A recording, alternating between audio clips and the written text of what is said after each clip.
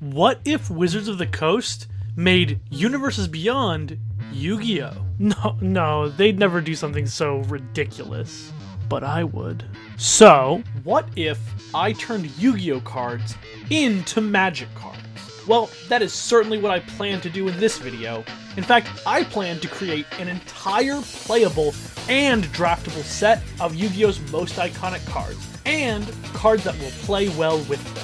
Like this here Blue Eyes White Dragon that I made. You'll notice some very distinct differences between this and its Yu-Gi-Oh counterpart.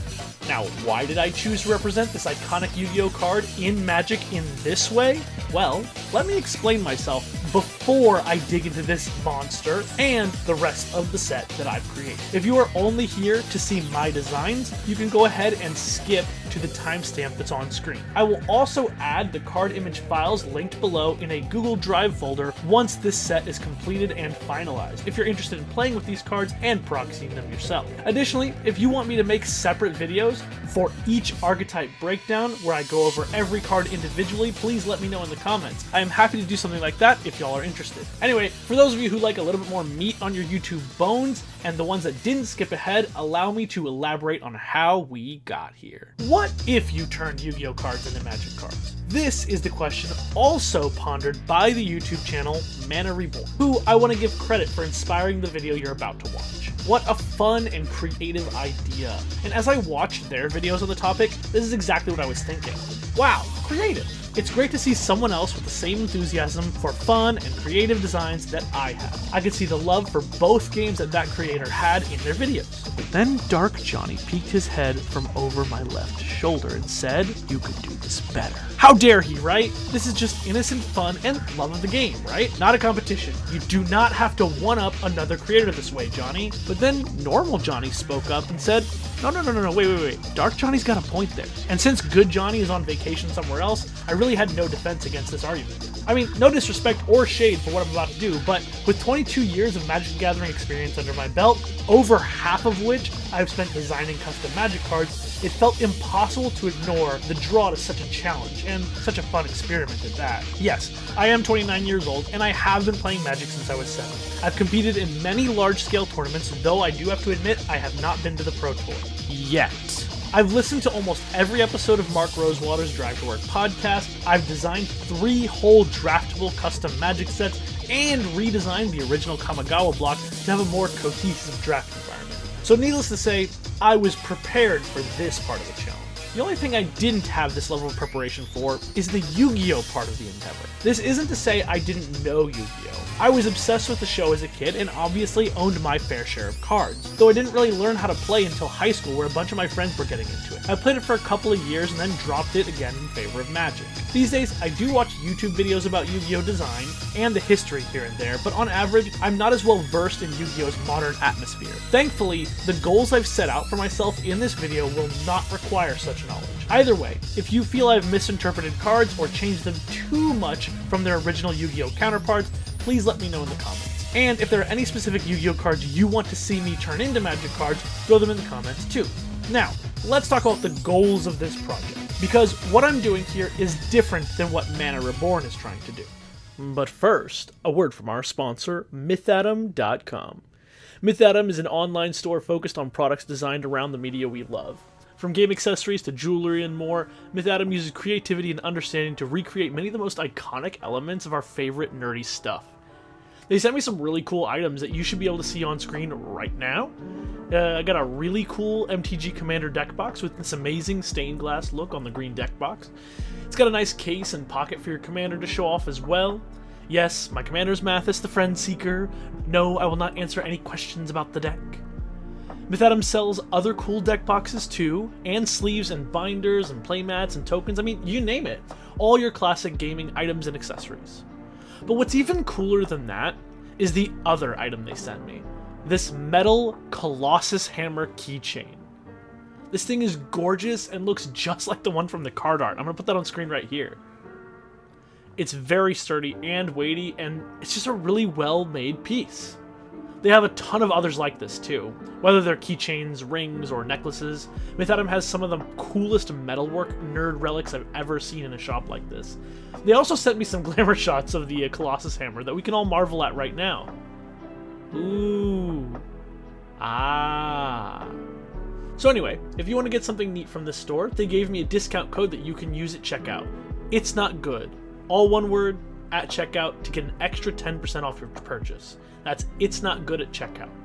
Thanks Mythtom for sponsoring this video. Now back to it. My overall goal is to create a set of iconic Yu-Gi-Oh cards that is draftable like any modern Magic the Gathering set or Magic the Gathering cube draft. To accomplish this, I have some other minor goals for turning these Yu-Gi-Oh cards into Magic cards, which are as follows. Number 1, I am going to use the original cards as a starting point for each design, but I will use the way the cards feel rather than just porting their mechanics one-to-one. I want to create something interesting that is able to evoke the original cards. Creating cards that are actually fun to play together in a draft environment will take precedence over following the source material. Number 2, as for the colors of Magic, the Yu-Gi-Oh cards are going to turn into colors that represent their philosophy and which color their mechanics would typically fall under in the color pie of Magic the Gathering. Number 3, the cards should function if played in a cube or commander deck so the audience can print proxies and play with them. This means applying them to draft archetypes that they might otherwise not be a part of. And number 4, I want this to feel approximately as powerful as the vintage cube in Magic the Gathering, and if you're familiar with that, you'll know what that means. That is the only way to do justice to cards like Pot of Greed. If we watered down a card like Pot of Greed for balance reasons, then it would feel really lame to play with. So instead, we need to take a note out of Magic the Gathering's vintage cube and allow our Magic the Gathering versions of these cards to also feel very powerful. Okay, so this leads me into the next part. One of the largest changes that I'm going to be making is to normal monsters. In Magic, we have things similar to normal monsters, and these would be what we call vanilla creatures, or creatures with no abilities. However, in a draft environment, too many creatures that are vanilla will not be able to add to the experience, and thus will be dead cards in our draft. So what we want to do is turn them into things people will actually pick. Effect monsters are going to be fairly easy, as they already have abilities that we can attempt to translate into Magic mechanics if they were printed in Magic. But normal monsters do not have anything and are practically blank cards unless they meet certain stat thresholds or have specific names. So I will be adding abilities to iconic normal monsters which allow them to fit into the archetypes I am building for this draft environment. This will likely be the most controversial part of my design. My goal with this is to not only make the cards function in a draft, but also to evoke the feeling that the cards have when you look at them. Their vibes, if you will. The original Flame Swordsman has no text on him, but his vibes were immaculate, and his status as iconic has given him the staying power to convince Konami to create archetype cards around him later on. So when I bring cards like Dark Magician and Beaver Warrior into a draftable Magic the Gathering set, I will be adding abilities that make them feel the way they felt when I saw them as a kid. Also, before we talk about cards and archetypes, I will be redesigning many of the cards that Mana Reborn has done in their videos too, but I do not mean to step on their toes. They have a very different philosophy behind their designs in that their goal is to be as faithful to the original as they can, on paper. My goal is to make a play experience that is fun and that evokes playing Yu-Gi-Oh! In the Magic rule set. I want to give Mana Reborn full credit for inspiring this video though. If it weren't for them, I wouldn't have even thought to make this set. So go subscribe to Mana Reborn and watch their videos, they are great fun. So, how did I choose which cards to translate for this set?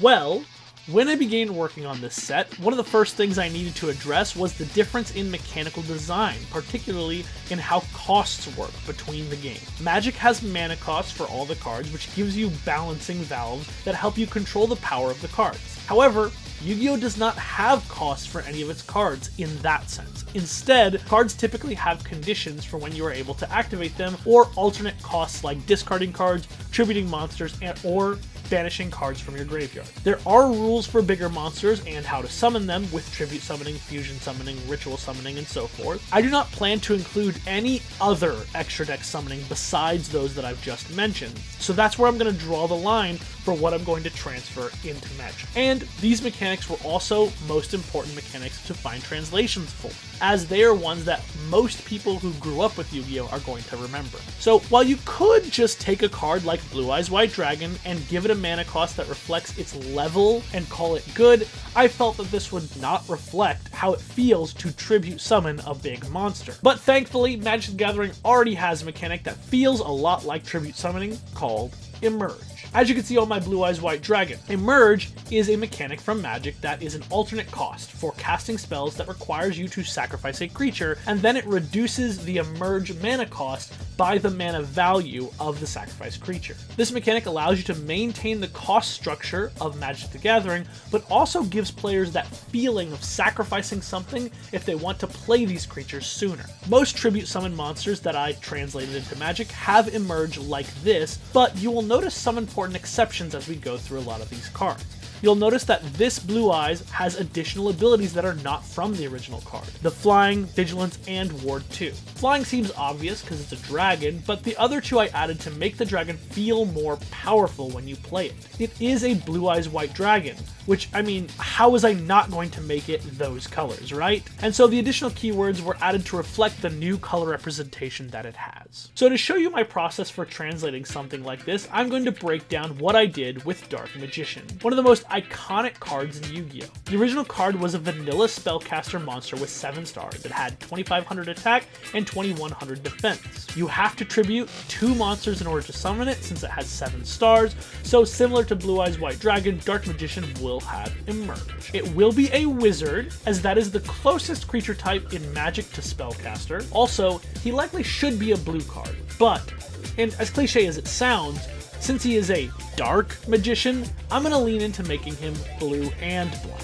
Often with these cards, I will start by using their level to inform their mana cost, but not every card is going to follow this trend. For Blue Eyes White Dragon and Dark Magician, it still fits perfectly fine though. Then I look at the attack and defense as a good starting place for their power and toughness. When you compare the numbers from Yu-Gi-Oh! And Magic, Magic has 20 life and Yu-Gi-Oh! Has 8,000 life points. If you divide 8,000 by 20, you're going to get 400. That means for every 400 attack or defense points, it will typically translate into 1 power or 1 toughness. From there, I will adjust these numbers for balance reasons. So for Dark Magician, that 2500 attack and 2100 defense most closely translates to 6 power and 5 toughness. Now, if this has either created a far too powerful card or a far too weak card, I might increase or decrease these numbers accordingly. Finally, for the rest of the text box. Now, Dark Magician has no rules text, so like Blue Eyes, I'm going to invent some. But here, instead of just giving him some keywords, I wanted to give him some text that fits a wizard bet, an ability that can be built into a larger archetype. When constructing abilities from nothing for cards like this, I want their abilities to reflect the essence of the card we are looking at, and I want them to remain fairly simple. If the card had no rules text in Yu-Gi-Oh!, then it needs to have minimal text in Magic. So, for Dark Magician, the final ability ended up as when this creature enters, surveil 3, then draw a card. As I will go into later, this slots into the wizard archetype that I am constructing out of the spellcasters and Dark Magicians from Yu-Gi-Oh! Alright, now that you've seen my thought process behind creating a card generally, I want to go over some of the larger themes, mechanics, and archetypes that I'm hoping to create in this draftable cube experience. Many Yu-Gi-Oh! Mechanics are fairly easy to port into Magic the Gathering, while others proved a little bit more difficult. So let's take a look at how some of these iconic concepts translate. I do want to remind you, the intention is for this to be drafted with up to 8 players, so the cards need to be playable in multiple possible deck builds. The first mechanic I showcased in this video was Tribute Summons. Going a bit more in depth on this concept, a few minor differences arise when we compare cards in my set and the original Yu-Gi-Oh! Take Red Eyes Black Dragon, for example. The original card would have required 2 tribute monsters, but since we have replaced tribute with Emerge, it now only requires 1 creature. This is true across the board. Typically, a monster like Curse of Dragon that normally required 1 tribute will just have a lower mana cost to reflect this fact. Most creatures with Emerge also follow a similar pattern of reducing the base cost by 1 in addition to reducing it by the sacrificed creature's mana value. For example, Curse of Dragon's mana value is 5, but its Emerge cost is 4. This is to compensate for having to sacrifice a creature at all in the first place. Another thing I want to point out is multicolor cards with Emerge will have their mana cost changed to hybrid symbols. This can allow players to play these cards in decks that do not have both colors, so long as they are willing to sacrifice a creature. You can play your Blue Eyes White Dragon in a white-black deck, you just won't be able to cast it without using its emerge cost. Alright, okay, let's go ahead and look at example cards to really get the idea for how this mechanic is being used in the draft set. In Yu-Gi-Oh!, Summon Skull is a 6-star Dark Fiend normal monster with 2500 attack and 1200 defense. It has no abilities, and the reason I chose this card for the cube is because of its iconic status in Yu-Gi-Oh! I remember it a lot from whenever I was a kid. It seemed like such a cool monster. Too bad the effects don't really line up with the way you see it in your head. So that's the reason I brought it into the cube, so I can kind of give it some life in Magic. Now in Magic, Summon Skull costs 4 black for a 6/4 creature skeleton with emerge 4 and a black, and when this creature enters, destroy target creature an opponent controls. As you can see over here, I've turned Summon Skull into a black card. I think that's pretty self-explanatory. If you look at the art, if you look at the style, it's a dark monster. It was always going to be a black card in Magic. As for the mechanics, however, you can see that it has emerge. And like I've said a lot in this video, I've turned most of the monsters that would have required tribute summoning into monsters that have emerged to mimic that effect. So no different here with Summon Skull. However, the major change here is that I've added that enters the battlefield effect, and the goal here was to give it a simple ability that felt as powerful as he looks. So when I brought him into Magic, I wanted to give him a little something that feels cool and powerful whenever he enters the battlefield. The next mechanic we need to go over is defense position and flip summoning. In Yu-Gi-Oh! You can summon monsters in face down defense position, and when that monster is changed to attack position or attacked, it is flipped face up. This is known typically as flip summoning. Magic already has something very similar in Moif. Moif?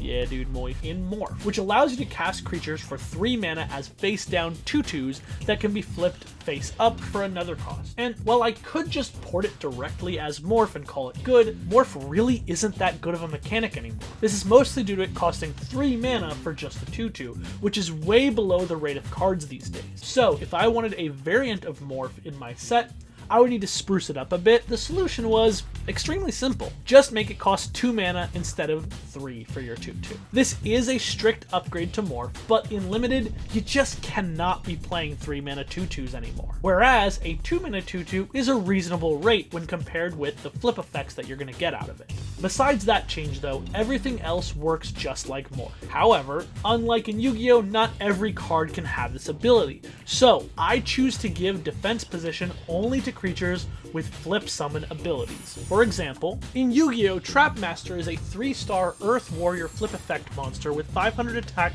and 1100 defense. It has, when you flip it, select 1 trap card on the field and destroy it. If the selected card is set, pick it up and see the card. If it is a trap card, it is destroyed. If it's a spell, return it to its original position. This is another card that really comes from my childhood. The image itself is something that I remember very, very vividly from my childhood. I think the card is very cool and kind of creepy, all things considered. I also think that it's the kind of effect that I really would want in a cube draft if I was trying to turn these into Magic cards. So we can see in Magic, Trapmaster is 1 and a green for a 2/3 Creature Warrior Rogue.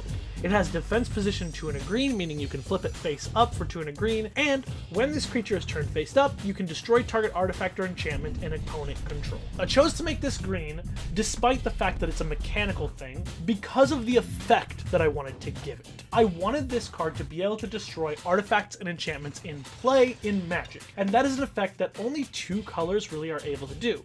White and green. And when thinking about which of those 2 colors I wanted to put this into, green felt like a better choice. I'll understand if you feel like this card is more white, as white is a color that has mechanical things and artifacts, but the energy that it was pulling off for me was a lot more green than it was white. Also, it has a green cloak. I couldn't help it.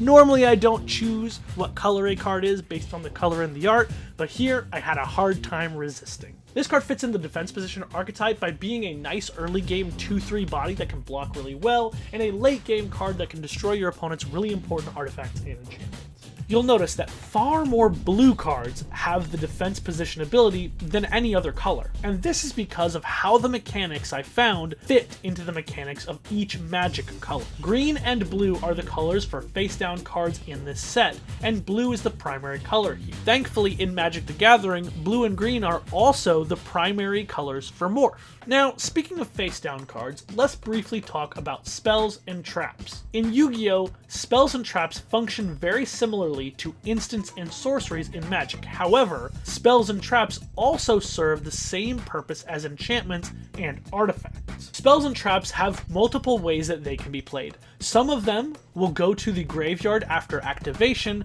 whereas others are continuous, meaning they will stay in play after they're activated. They can even serve as equipments or auras. So, when deciding what card type a spell or trap would become, it all depended on the effect of the card. Most regular spells worked fine as sorceries, and most regular traps worked fine as instants. I got to work making some of the more interesting or iconic cards, but that is when I remembered a mechanic in Magic the Gathering made way back in Zendikar block. See, Magic the Gathering had their very own trap cards, so I thought, what the heck, let's do it. Now, I didn't turn every trap card into an MTG style trap, but I did make the trap cards that felt particularly responsive have this type. So, for anyone who's not familiar, here is an example of a trap card from Magic the Gathering. Here we have Mindbreak Trap, which costs 2 blue for an instant trap, notice the trap type, that says exile any number of target spells. But before that, you'll see it has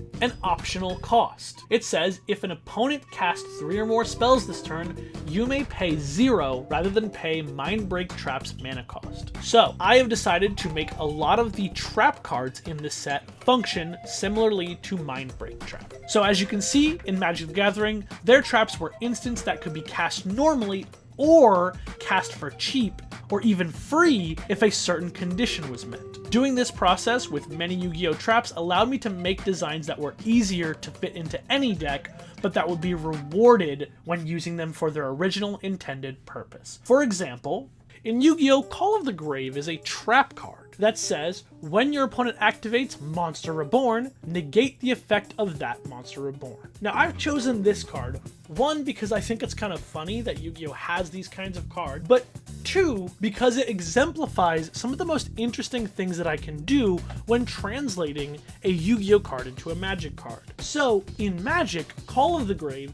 is 1 black for an instant trap that exiles target creature. It also says that if a creature entered under an opponent's control from their graveyard this turn, you may pay 0 rather than pay the spell's mana cost. Now, I've chosen to make this card black because the effect I wanted to give it was an effect that would be universal rather than an effect that is so specific.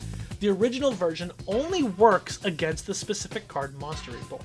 And while there is a Monster Reborn in this set, I didn't want there to literally be a card that all it could do was counter one other card. Instead, I've chosen to make this card do something that will be good against the effect that Monster Reborn does. This is why its trap ability reads like it does. If your opponent casts the spell Monster Reborn, this card will cost you 0, and then you can exile the creature that they got back. It's not exactly the same as the original card, but remember, this is a cube draft. We need a card that we can play in other scenarios. So worst case scenario, this is 1 black for an instant that exiles target creature, and that's a pretty important kind of card to have in a draft environment. But it still has the flavor of answering a Monster Reborn or any similar effect. It's also great in this cube because there are a lot of cards that are mimicking the power that Yu-Gi-Oh! Has to just summon things for no cost. And so, having a card like this that can counter any of those is going to be really good for the gameplay of this cube. Another quick thing I wanted to point out is that Yu-Gi-Oh! Also has many continuous trap cards, which must be activated after the turn they are set. To reflect these, I treated the fact that they were trap cards as though they were enchantments with flash. For example, in Yu-Gi-Oh!, Robin Goblin is a continuous trap card that says each time a monster you control inflicts battle damage to your opponent discards 1 random card. I've chosen this card because it's very powerful and very interesting to play with, particularly when you translate it into Magic. As in Magic, Robin Goblin costs 2 black for an enchantment with Flash that says whenever a creature you control deals combat damage to a player, that player discards a card at random. Now you'll notice a couple of things. First off, I've made it black. This is because causing your opponents to discard cards at random is a very black thing to do in Magic. There's not really any other color this could have fit into. I've also given it Flash. And this is to reflect the fact that Robin Goblin is actually a trap card, and so to turn it face up, you'd have to do it on your opponent's turn. This card is fairly powerful, but also gets worse as the game goes on, because your opponent will no longer have cards in hand for this to have any effect. I've made it 4 mana to reflect the fact that yes, this effect is powerful, particularly if it's earlier in the game. The next couple mechanics are probably the most important ones, as the way I have chosen to design them plays more into the Yu-Gi-Oh side of design than many of the rest of the mechanics, and you'll see what I mean. Let's just start with talking about fusion summoning. In Yu-Gi-Oh, the old school way of fusion summoning was to have a fusion monster in your extra deck, have each of its materials either in your hand or on the field, then also have a polymerization card in your hand. You then play that polymerization, tribute or discard the material, then summon the fusion monster from your extra deck. Requiring all those pieces proved very rough, even in original Yu-Gi-Oh! So for a while, not much fusing was being done. Yu-Gi-Oh! Eventually created cards and mechanics that made fusion easier and more interesting, but for the purposes of this draft cube, we are going to do something a little bit different. Requiring all of those pieces is a non-starter for Magic the Gathering. Heck, even Magic the Gathering's attempt at a fusion mechanic in Meld was mostly a failure, as it was practically impossible to ever get the 2 cards in the right place at the right time. To this day, when they make new ones, it is seen as a fun gimmick and not a realistic thing that will happen in a game of Magic. So no, I do not plan to just port Meld over. There are a ton of reasons why this won't work. I do not want to figure out the logistics of printing Meld cards. Meld only lets you fuse one specific card with one other specific card, and that is not actually how fusion works in Yu-Gi-Oh! Often multiple fusion cards will have the same materials, or they will have more than 2 pieces of material. No, instead I've designed my own fusion mechanic that works a little closer to the original. In order to explain it, let's look at an example. In Yu-Gi-Oh! Blue Eyes Ultimate Dragon is a 12-star light dragon fusion monster with 4,500 attack and 3,800 defense. You can fusion summon it with 3 Blue Eyes White Dragon cards. It doesn't have any other abilities. I've chosen this one because, obviously, its iconic prominence in Yu-Gi-Oh! As a series, but also because it allows me to show off how I would do fusion in my set, and also how different it has to be in order for it to be a Magic card. But also, because I just think it's pretty cool. In Magic, Blue Eyes Ultimate Dragon costs 6 white, blue for a 12/8 legendary creature dragon with fusion for 6 and a white-blue hybrid. You need 3 dragons in order to cast this spell from outside the game, and also it has flying, vigilance, and ward 6, and reads, when this creature enters, draw 3 cards. I've chosen to make this blue and white for fairly obvious reasons. It's a Blue Eyes White Dragon kind of card, so it was going to be a blue-white card. I gave it all the abilities that the original Blue Eyes White Dragon was going to have in Magic, just buffed up a little bit, and added that text about it drawing 3 cards when it enters, because I want this Blue Eyes Ultimate Dragon to feel very powerful when it enters, but just like all the other cards that originally had no real text in Yu-Gi-Oh!, I didn't want to give them overly complicated abilities that would tear them away from their original design. So I've tried to keep it as simple as possible while feeling extremely powerful. And so, it draws 3 cards, 1 for each head. You'll also notice that we have a purple frame around it, and this is to make sure you understand that it is a fusion card, so that it sticks out whenever you want to cast it from outside the game. In the cube, this card fits into the wider dragon archetype. The cube has a strange sort of 4-color dragon archetype that influences you into going into either white-blue or red-black. You can mix these colors together to form other kinds of dragon decks, but dragons is a large archetype that has 4 of the colors of Magic in it.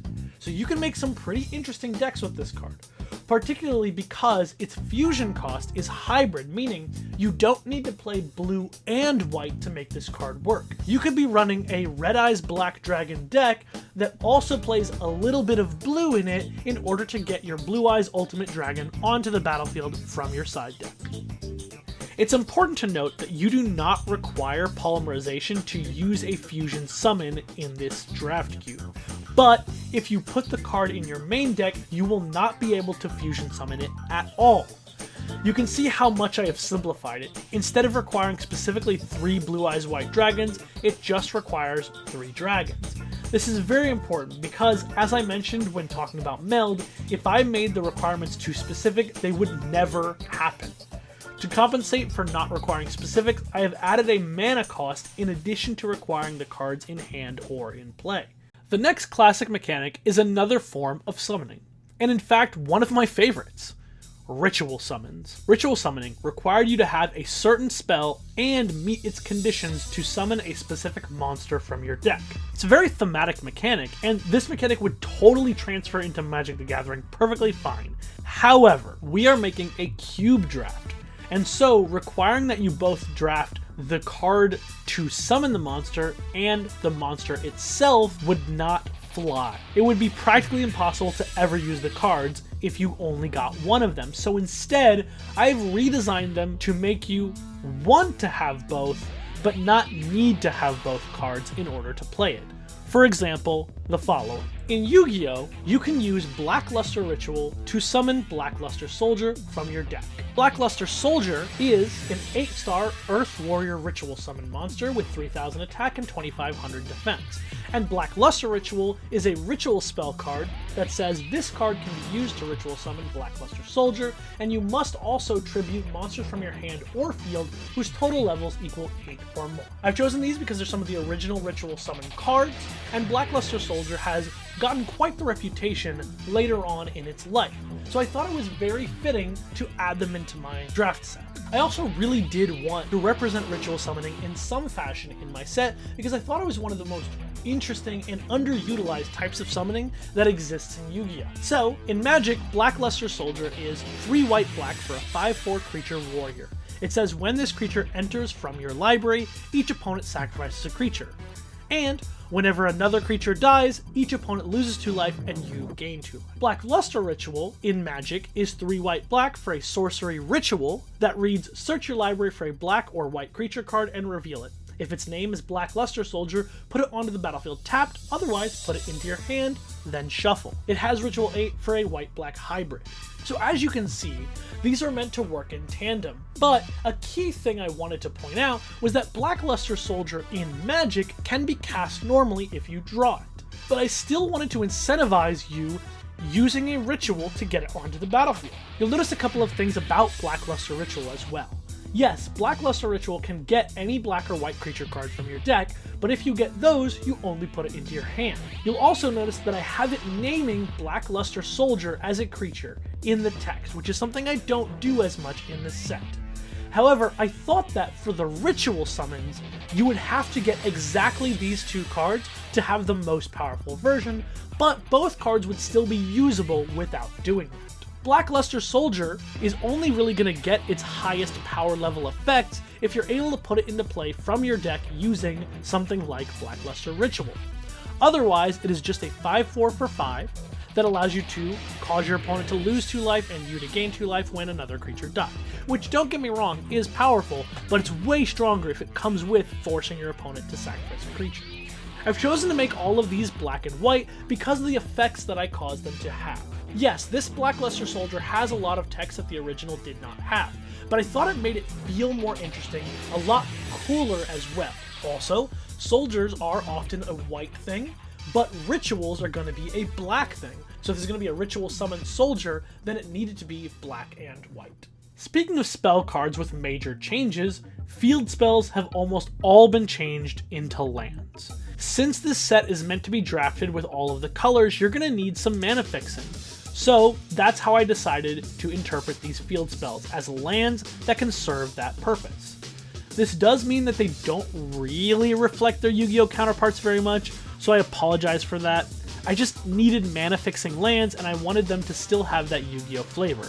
So this is what we got out of it. In Yu-Gi-Oh, Lemuria, the Forgotten City, is a field spell card that reads this card's name is treated as Umi. All water monsters gain 200 attack and defense. Once per turn during your main phase, you can have all water monsters you currently control gain levels equal to the number of water monsters you currently control until the end phase. Chosen to talk about this one because I did try, just like Dragon Ravine, to translate its ability into something that's interesting in my set. In Magic, Lemuria the Forgotten City is a land that enters tapped. It taps for blue or black, and it has the ability that you can tap it, and until end of turn, you may treat target creature's mana value as though it were increased by 3.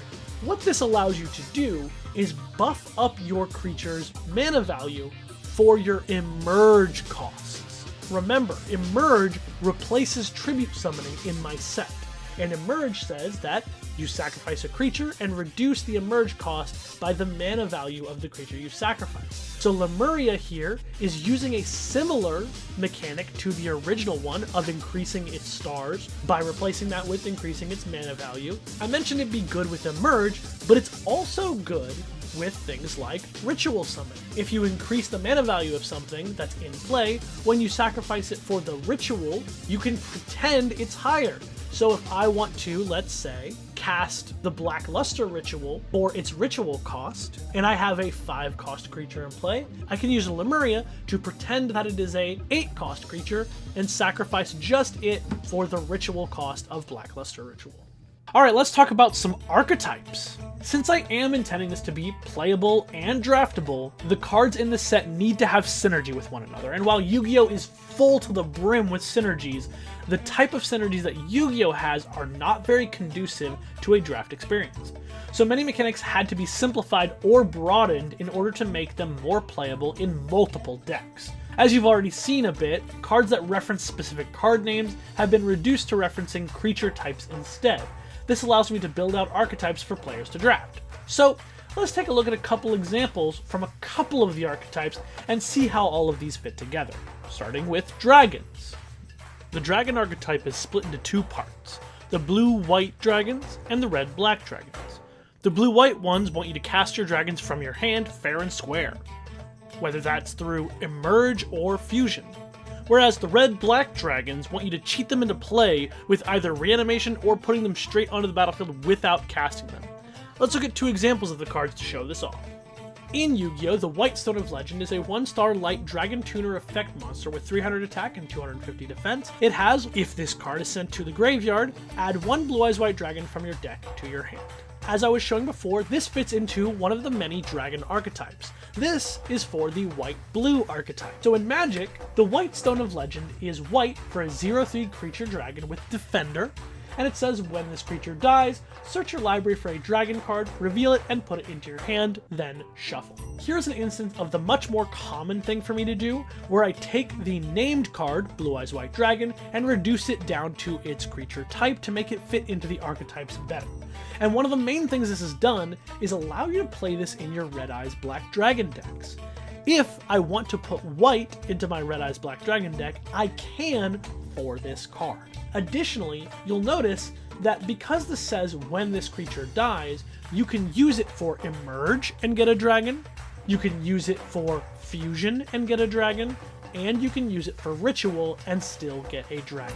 In Yu-Gi-Oh! Black Dragon's Chick is a 1-star Dark Dragon effect monster with 800 attack and 500 defense. It says you can send this face-up card you control to the graveyard to special summon 1 Red Eyes Black Dragon from your hand. Similar to the White Stone of Legend, I've chosen this as a nice setup card to fit into the Red Eyes Black archetype. But in Magic, the Black Dragon's Chick is red for a 0/3 defender, creature dragon, that says 2 red, tap, sacrifice this creature, and put a dragon card from your hand onto the battlefield. The red-black dragon deck is all about cheating your dragons into play either from the graveyard or your hand. Now let's talk about the wizards. This archetype wants to be casting instants, sorceries, and wizards. In particular, it wants to put all of those cards into the graveyard and gain benefits from doing so. Let's see a card that exemplifies that. In Yu-Gi-Oh! Dark Magician Girl is a 6-star dark spellcaster effect monster with 2000 attack and 1700 defense. It says that it gains 300 attack for every Dark Magician or Magician of Black Chaos in the graveyard. I chose this for its iconic nature, but also to fit into the spellcasters that I was already putting into the set, like Dark Magician and his friends. In Magic, the Dark Magician Girl is 4 blue-black for a 4/3 creature wizard with Emerge for 4 and a blue-black hybrid. It has this creature gets +1/+1 for each instant, sorcery, and wizard card in your graveyard. So you can see how the original Dark Magician could feed the graveyard to make Dark Magician Girl more powerful. Most of the wizards in blue and black are fitting into this same archetype, messing with the graveyard, caring about instants and sorceries, and caring about other wizards. So this fits pretty well and pretty simply into that archetype. Now let's talk about insects for a bit. The insect archetype is all about growing and sacrificing insects to get bigger insects. It can produce little token insects as sacrifice fodder, and many of the insects at your disposal can be sacrificed themselves for value to get your bigger insects out. Let's look at a card that combines these ideas. In Yu-Gi-Oh! Multiplication of Ants is a spell card that says, tribute 1 insect-type monster on your side of the field, and then special summon 2 army ant tokens, which are insect-type Earth, level 4, attack 500, defense 1200 monsters, and then it says the tokens cannot be used as tribute for tribute summoning. And I liked this effect. I thought the idea of adding a couple of token insects to the board was a really interesting effect that would play really well into the main insect archetype that I was already building out. So in Magic, Multiplication of Ants is green for a sorcery that says create 2 1/3 insect creature tokens with reach. As an additional cost to cast the spell, you need to sacrifice an insect or pay 3. This is me trying to make a more flexible card for Magic standards. You could pay 4 mana for 2 1/3 green insect creature tokens with reach, which is not the most powerful thing you could be doing, or you can sacrifice an insect and then only pay 1 mana to get those tokens. This can be great if you've already sacrificed a different insect and gotten those 1/1 insect tokens that you can get, or it's great if you just need a couple of bodies that you want to make bigger for your other insect cards. Last archetype I want to mention is zombies. The zombie archetype, similarly to the red-black dragon archetype, is interested in cheating zombies into play. But the difference is, zombies want to put a lot of small zombies from the graveyard into the battlefield, rather than just one big one. They're very resilient and hard to keep off the battlefield. Let's see one of their key cards. In Yu-Gi-Oh! Zombie Master is a 4-star dark zombie effect monster with 1800 attack and 0 defense. It says once per turn you can send 1 monster from your hand to the graveyard, then target 1 level 4 or lower zombie monster in either graveyard and special summon that target.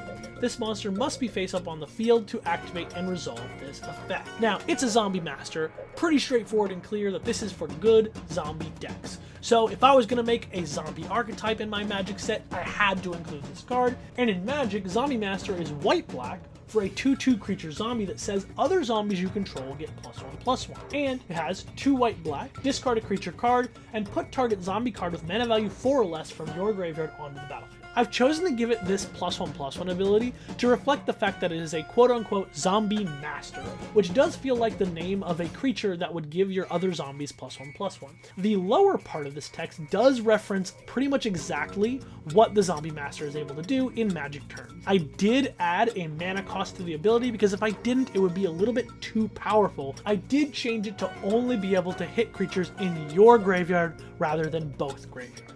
This card is great because the zombie deck wants to be reanimating and playing small zombies from multiple zones and cycling through them so that your opponent can never kill every zombie on the board. Alright, so there are more archetypes in this set than just those, but I didn't want to spend the entire video just talking about all the archetypes I've built. Again, if you're interested in me breaking down the entire set, I will make additional videos or just one big long video where I review every card in my entire set.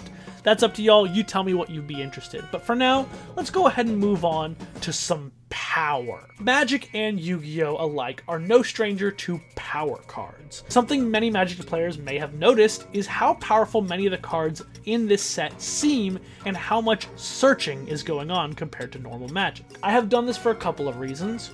One, Yu-Gi-Oh! Has a ton of searching, and I do want this cube to feel like a synthesis of playing Magic the Gathering and Yu-Gi-Oh! I hope my fellow Magic the Gathering nerds out there can really feel the difference when playing with this cube. It's a weird, high-powered format that wears all of its Yu-Gi-Oh! Influence on its sleeve. And the second, I've put some of the most iconic cards from Yu-Gi-Oh! In this cube, and I have made them pretty close to as powerful as they were in their original iterations. Wondering what I'm talking about? Well, let's go ahead and look at the cards that I'm mentioning. Pot of Greed is a spell card that allows you to draw 2 cards. That's it. It's pretty straightforward, one of the most powerful Yu-Gi-Oh! Cards ever printed. So, something I want to mention really quick. I wanted to put some of the most iconic cards in Yu-Gi-Oh! Into my Magic set, so this had to make it. But if I'm going to put this in, it needs to be powerful. So my Magic version is Pot of Greed, 0 mana artifact that has tap, sacrifice this, draw 2 cards. Normally I would translate a spell card into a sorcery in Magic, but Pot of Greed is an object. It's an item. And in Magic we have something that can be objects and items. Those are artifacts. So I chose to reflect that in making mine actually an artifact as well. But I wanted to make it feel as powerful as the original did. And if you look at cubes in Magic, you have Vintage Cube, where the most powerful cards in Magic exist, including a card called Ancestral Recall. This card costs blue for an instant that allows you to draw 3 cards. This is a similar power level to Pot of Greed. And so I figured if I wanted my set to feel cool, to feel powerful, to have these kinds of cards and effects in it, I was gonna need to go all out with making my Magic versions of some of Yu-Gi-Oh's most powerful cards as powerful as made sense. And so, that's how we get this insane card existing in my set. Yes, of course, if you get this in your draft pack, you're instantly picking it no matter what. But that's true for a lot of cards in the Vintage Cube in Magic, like Black Lotus.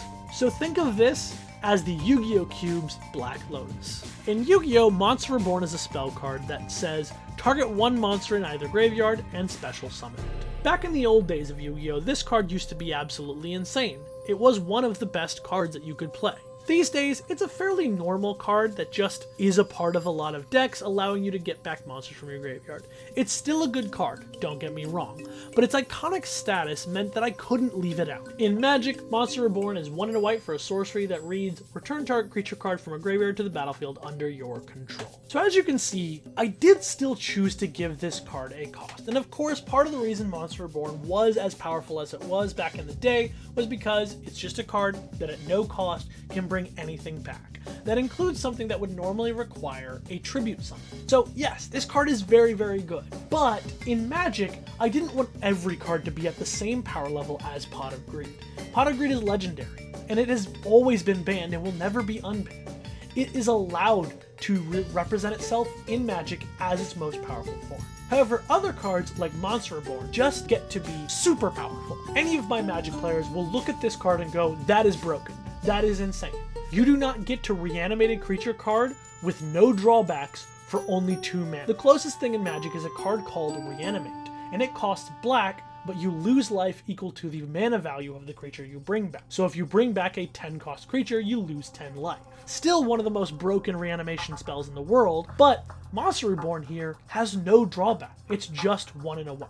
And I felt like this was a great balance of very powerful, but also more understandable in Magic terms. In Yu-Gi-Oh! Graceful Charity is a spell card that reads, draw 3 cards, then discard 2 cards.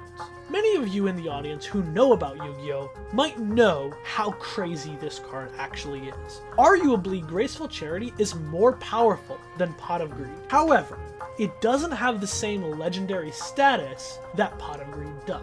So I've decided not to make this card as powerful as Pot of Greed, but even my Magic players in the audience will see this and know I've kept it fairly powerful.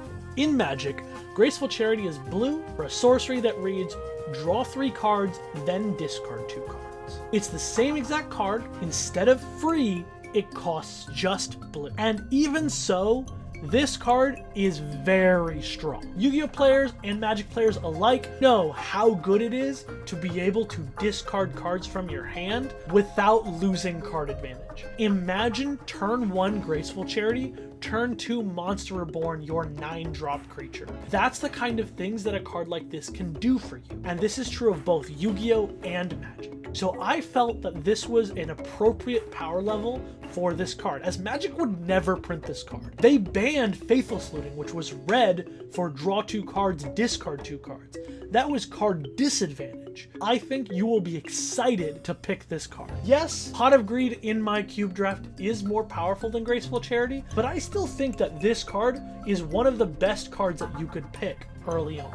Most of these cards would not be printable in any Magic format, and I have purposely tried to make them as powerful as I think is reasonable for a draft format. What justification am I using? Vintage Cube, where the 9 most powerful cards in all of Magic history are alongside many other incredibly powerful cards, like Black Lotus, Ancestral Recall, Time Walk, and the Moxen. And many people say that Vintage Cube is the best way to play Magic ever, which I almost agree. I think designing cards like Pot of Greed and Graceful Charity as anything weaker than broken would be doing a disservice to their history. They should feel broken when you play them, and you should be excited to get to draft them. Anyway, full disclosure, which I probably should have said earlier, but at the time of making this video, I've not actually tested these cards in a cube draft yet. This is a plan of mine, but I wanted to get this video out before finalizing everything because y'all's opinions and ideas can help shape how good this draft experience ends up being.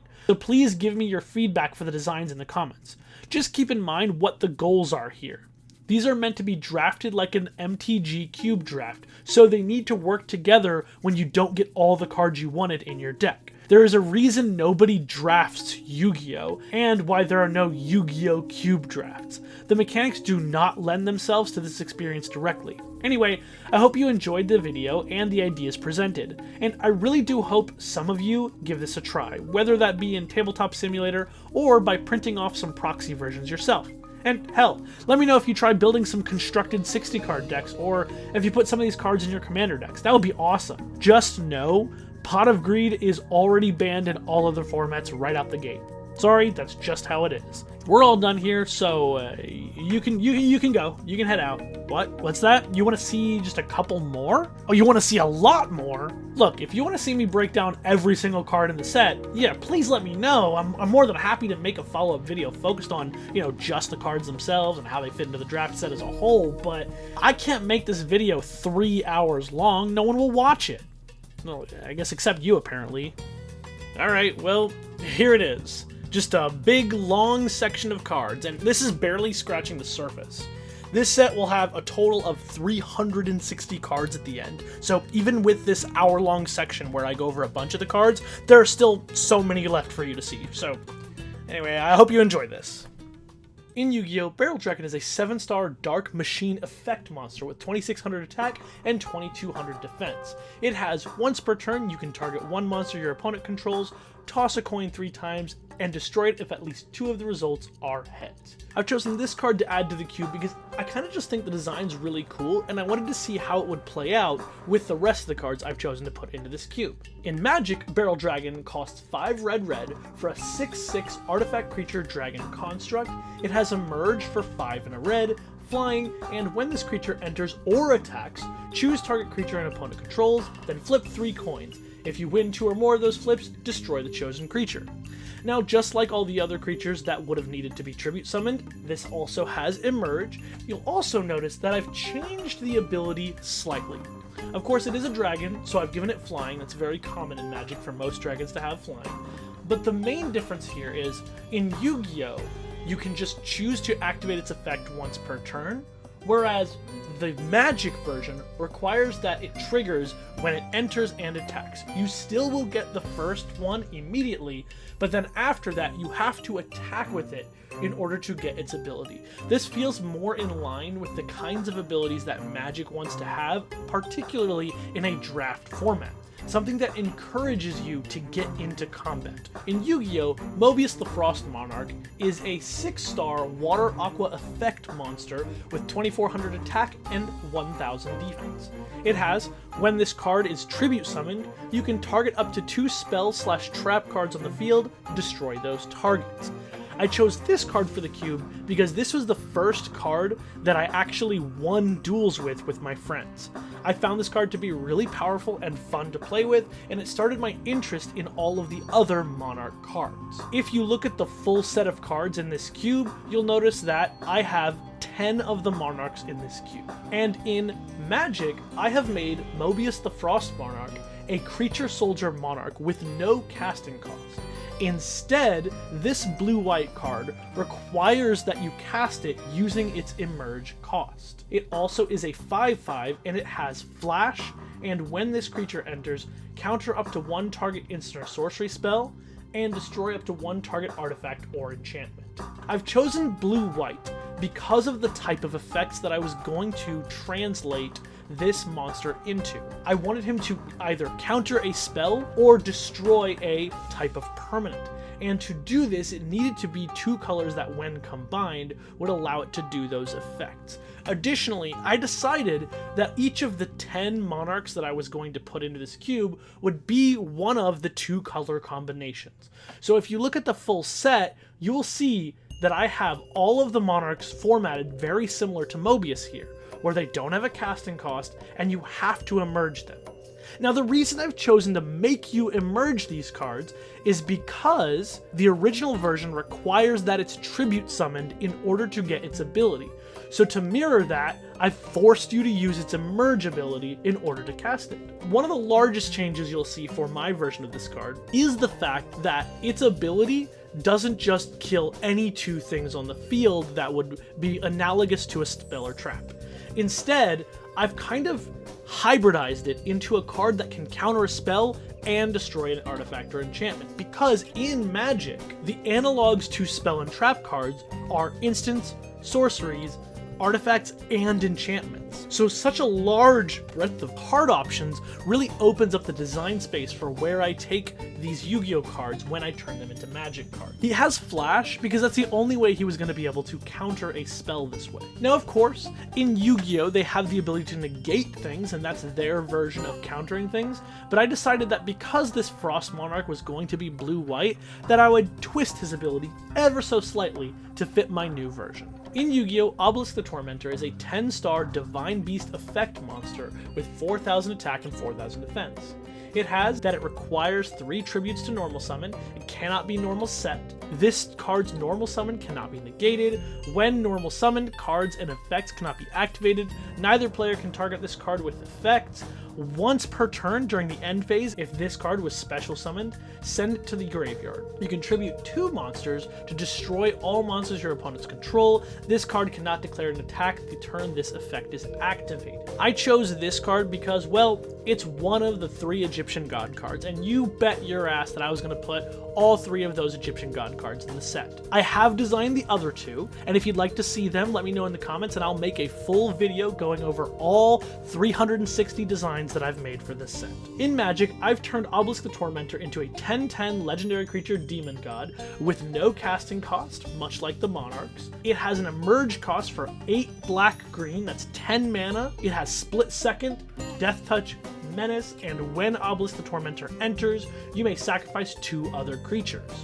When you do, destroy all creatures your opponents control and tap Obelisk. A couple things I want to point out here. First, it has Split Second, and for those of you who don't know what Split Second is, Split Second says that while this card is on the stack, meaning it hasn't resolved yet, your opponents cannot respond to it, they cannot counter it, they cannot cast spells, they cannot activate abilities, they cannot do anything that would put an ability or card on the stack. This is meant to reflect the fact that with the original Obelisk in Yu-Gi-Oh!, it says that when it's normal summon, cards and effects cannot be activated, and neither player can target this card with effects. The Split Second from Magic is meant to replicate that. Otherwise, a lot of the rest of the things I've done here were to change the massive presence that Obelisk has into something that feels like Magic. Death Touch and Menace are to force your opponent to double block this if they don't want to die, and then its Enters effect is meant to reflect the last ability on Obelisk's card, where you can tribute 2 monsters to destroy all your opponent's monsters. Well, in Magic, that kind of effect is a lot more powerful than it is in Yu-Gi-Oh! And so in this one, I wanted to limit how often you could use it to just when it first comes into play. That way it still has that powerful of an effect, but it doesn't allow you to keep wiping your opponent's boards, because in Magic that would not be a very fun experience to have, whereas in Yu-Gi-Oh! It really lines up better with the way that system works. I added that little line at the bottom where it says tap obelisk, just as a call out to the fact that the original obelisk says you can't attack the turn that you do that. Obviously, in Magic there's summoning sickness, so you wouldn't be able to attack with it anyway, but I did that to reflect that as that little drawback if you use that ability. The last thing I want to say about obelisk here is the idea of giving it split second wasn't mine. I can't take credit for that. That originally came from Mana Reborn, and Mana Reborn also made their own Egyptian god cards. Theirs are a little bit different than mine because their goal was to make them as close to the Yu-Gi-Oh cards as possible, whereas my goal was to make these fit into a cube draft environment that would be fun to play. But I thought the split second part of their idea was extremely genius, and I loved it, and that's why I included it too. I just wanted to make sure you knew that it was his idea, not mine. In Yu-Gi-Oh, Dark Eradicator Warlock is a 7-star dark spellcaster effect monster with 2500 attack and 2100 defense. It has that it cannot be normal summoned or set, and it must be special summoned from your hand by attributing 1 Dark Magician, and it cannot be special summoned by any other way. Each time a normal spell card is activated, it will inflict 1000 damage to your opponent immediately after that effect resolves. I chose this card because in my cube I have a spellcaster's theme, which is turned into a wizard's theme in Magic the Gathering, as you're about to see. I also did it because I thought the effect would be really cool with all of the Dark Magician support that I've chosen to translate into Magic. However, as you'll see, I had to change those a little bit to fit into a Magic Cube Draft environment. In Magic, the Dark Eradicator Warlock is a 6/5 creature wizard with no casting cost and Emerge from Wizard for 4 and a blue-black hybrid. It also has whenever a player casts a non-creature spell, each opponent loses 3 life. Dark Eradicator Warlock is blue and black because wizards mostly in Magic are blue, and I've chosen to translate the spellcaster type into wizard, but also the Dark Magician archetype that I'm building in this set is a blue-black deck, so obviously cards built with that archetype in mind should also be blue-black. Mechanically, I've chosen to give it Emerge and no casting cost, just like Obelisk and just like the Monarchs, because similar to those cards, it has a strict requirement for how it has to be summoned. So in Magic, I'm going to give it a strict requirement for how it can be cast. In Magic, the Emerge ability can be altered by requiring you to sacrifice a specific type of card in order for it to emerge from it. In Magic, we see this in the form of Emerge from Artifact on a card from Modern Horizons 3, but here I've chosen to turn it into Emerge from Wizard. Now you'll notice this doesn't say Emerge from Dark Magician, and that's because I have chosen to translate all of the Dark Magician archetype cards into Wizard archetype. This is mainly because in Yu-Gi-Oh, archetypes are allowed to be a lot more specific for which cards they name and how they interact, whereas in Magic, especially if you want this to work in a draft environment, you need to be a little bit more broad so that more cards can go into more decks. So you'll see this a lot in my set, where I take something that mentions a specific card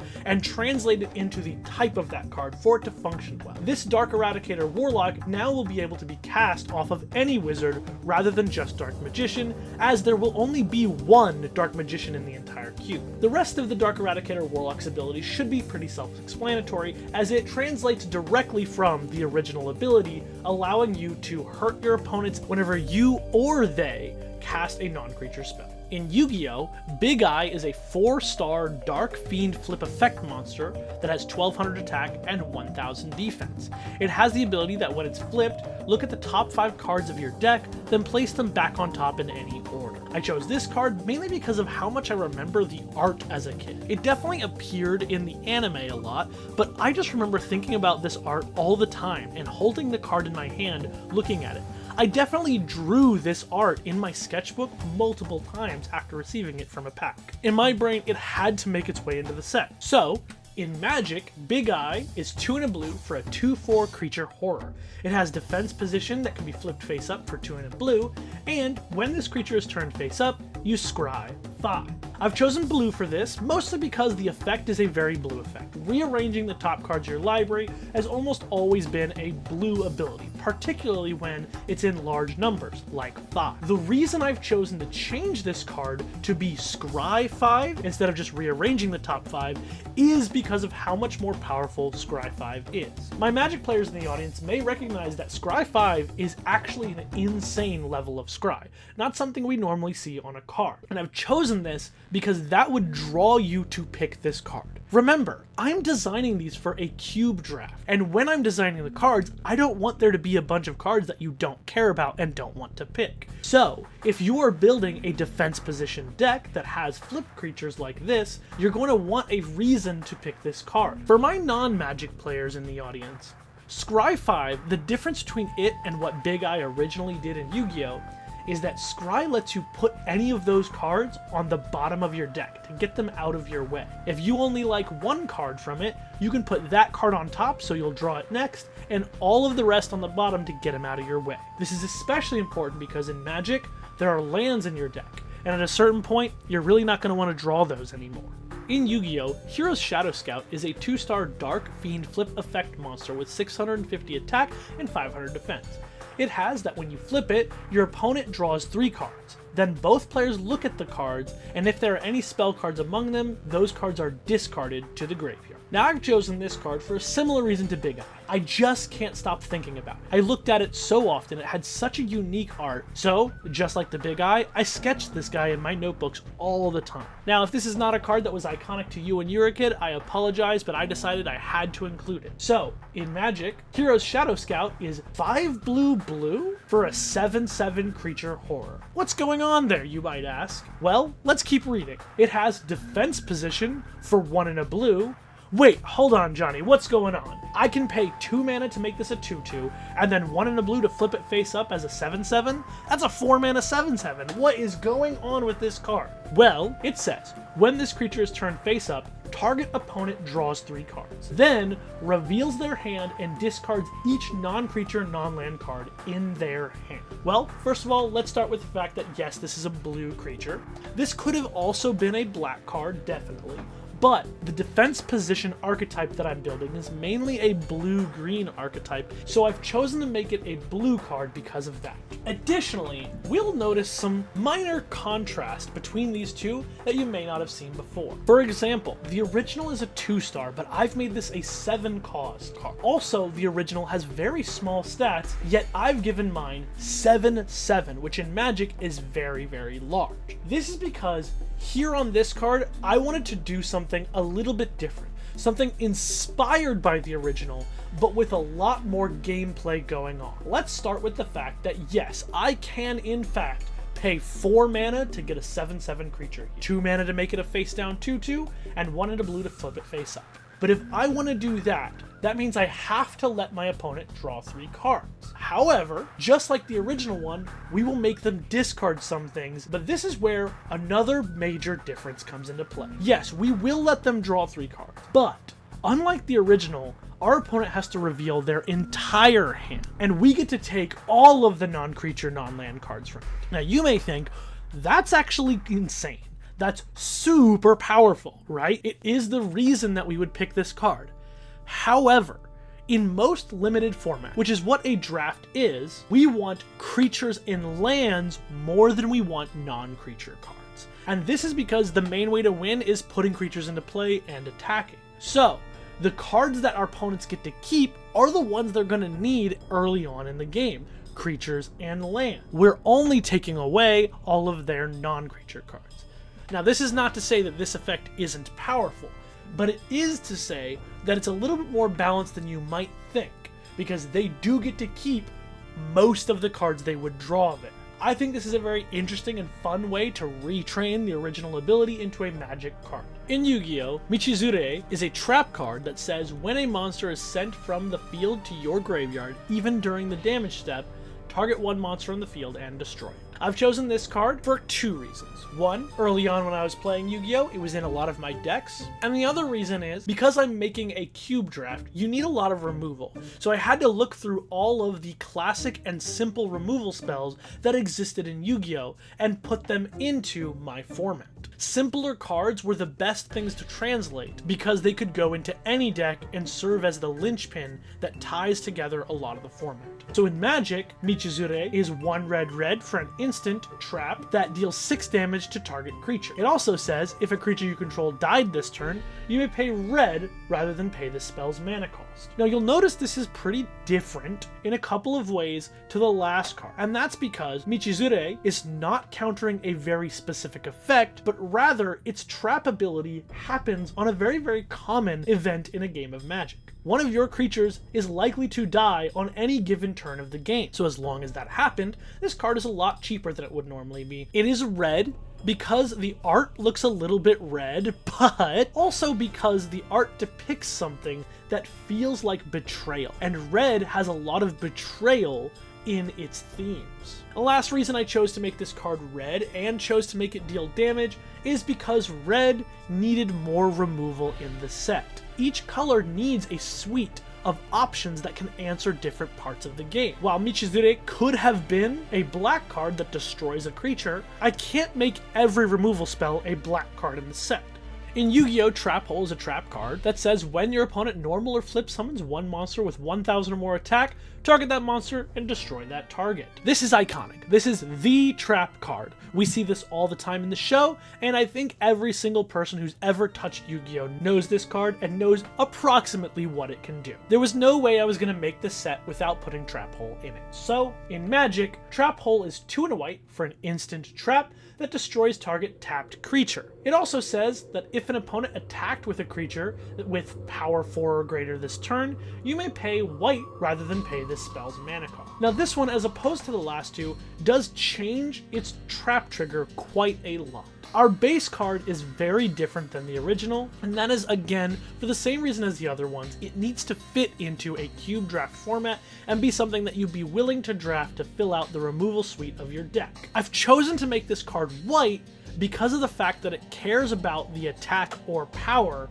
of the creature that it's killing, and that's a very white thing to do, particularly if it's looking to kill a bigger creature rather than a smaller creature. I've also chosen to make it care that the creature attacked rather than that it was just summoned. Combining these together, you get the card to cost only 1 mana, which is very cheap for this ability, but otherwise you get a mediocre removal spell that costs 3 mana to kill a tapped creature. In Yu-Gi-Oh! Waboku is a trap card that says you take no battle damage from your opponent's monsters this turn. Your monsters cannot be destroyed by battle this turn. This card is also pretty iconic, and if I'm not mistaken, it did see a lot of play in early competitive Yu-Gi-Oh!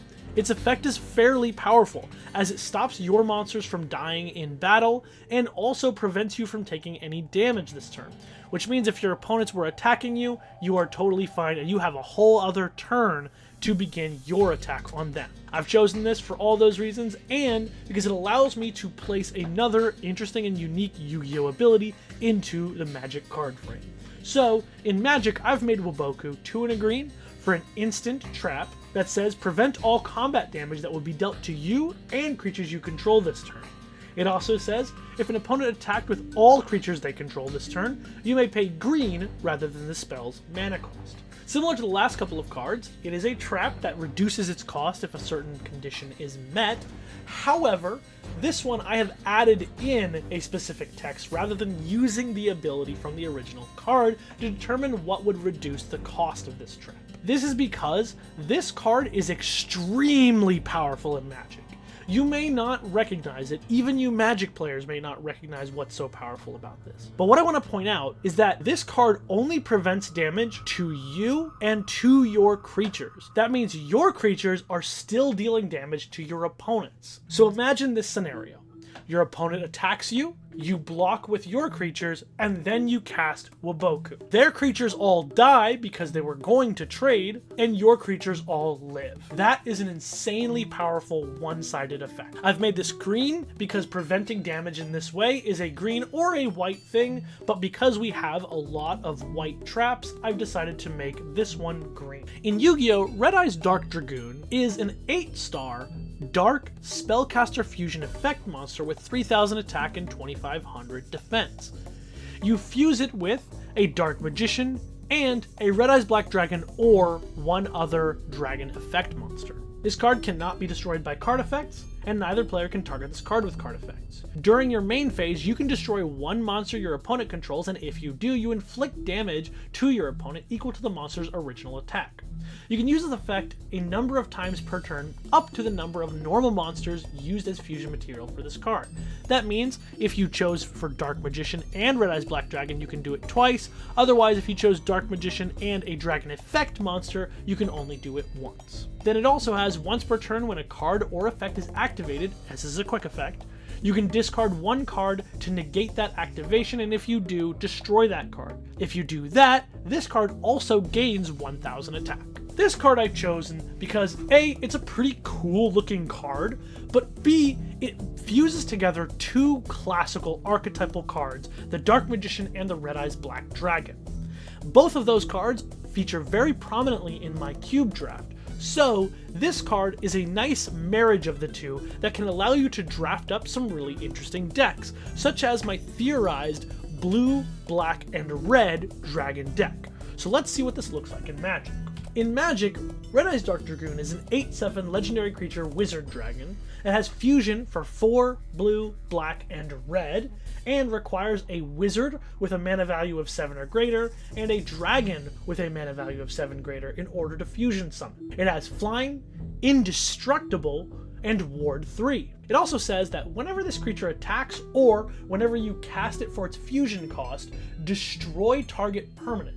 Its controller loses life equal to that permanent's mana value. So there's a lot of moving parts here. The original card has a ton of text, more text than is reasonable to squeeze onto a Magic card, but I did my best here. It doesn't have a casting cost. Because its fusion cost, I've decided to leave fairly specific. It needs a wizard with mana value 7 or greater, which could be Dark Magician, and a dragon with mana value 7 or greater, which could be Red Eye's Black Dragon, and it requires 7 mana. That's a lot of hoops to jump through. You're going to need to do a lot of things right to get this card onto the field, but when you do, you are rewarded. It has indestructible, much like its original version, and instead of giving it hexproof, which would prevent it being targeted, I decided to just give it ward 3, because I thought giving it hexproof as well would be way too over the top for this threat in the Magic universe. I chose to make this blue, black, and red because it's fusing together Red Eye's Black Dragon, which is red and black, and Dark Magician, which is blue and black, into one card. As for its final ability at the bottom, I did my best to sort of translate a lot of what's going on in the middle parts of the card into one singular ability that wouldn't bog up this super long text-filled card. I chose to make it trigger whenever it attacks and whenever you cast it to reflect the fact that it's going to happen immediately, but also that it can happen again in the future. But as with past cards I've talked about, this is to encourage you to use this as a combat piece rather than just sitting back behind it and never attacking. The indestructible will be enough to keep this on the battlefield and make it really hard to get rid of, and also, if it does resolve, it's likely to kill your opponent very fast. This fits into either the Spellcaster's archetype, or the Dragon archetype, or decks that would want to use both. If you are a wizard, you can just throw a dragon or two into your deck to allow you to cast this from outside the game for its fusion cost. The same thing is true in reverse with a dragon deck. So don't be afraid to give this card a try. It is a great finisher and a super awesome boss monster.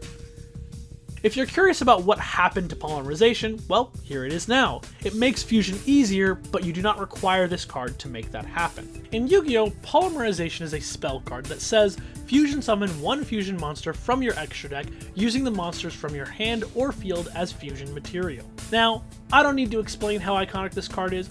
I don't need to explain why it has to go into my set.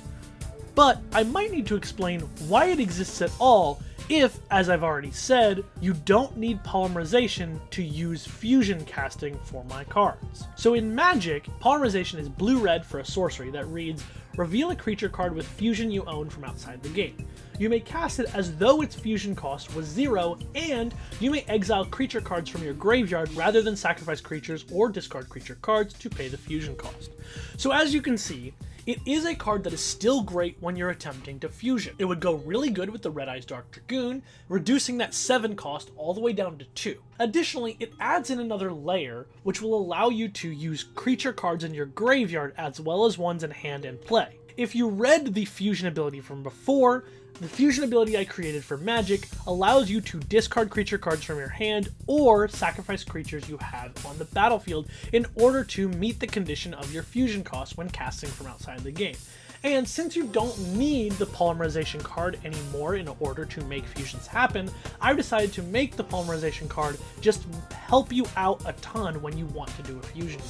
In Yu-Gi-Oh!, Dragon Ravine is a field spell card that says once per turn you can discard 1 card, then activate one of these effects. The effects are, add 1 level 4 or lower Dragunity monster from your deck to your hand, or send 1 dragon monster from your deck to your graveyard. Let's just look at the Magic card.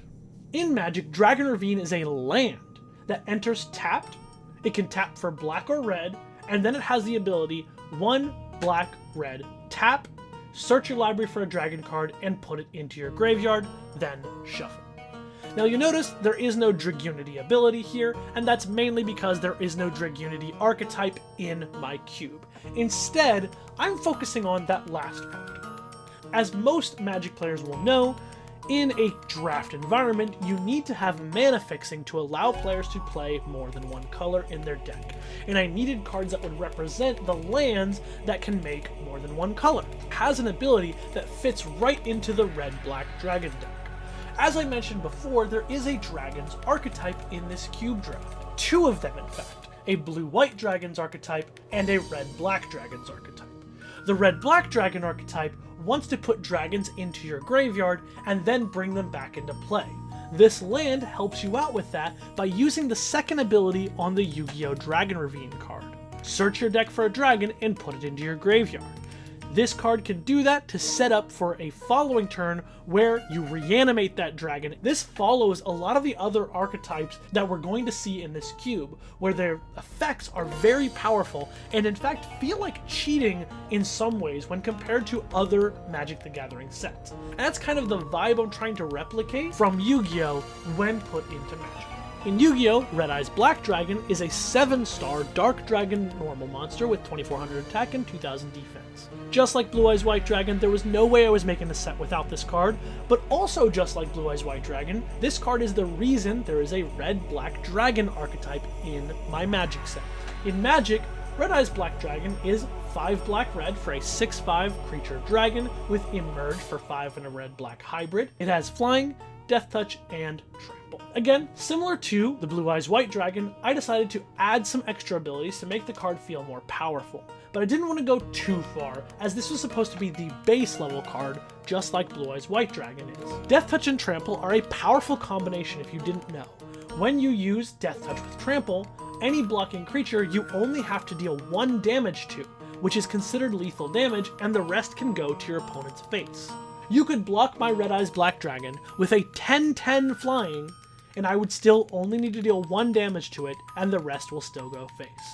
In Yu-Gi-Oh! Destined Rivals is a trap card that reads, if you control Blue Eyes White Dragon or Dark Magician, negate the effects of all face-up monsters your opponent currently controls until the end of turn.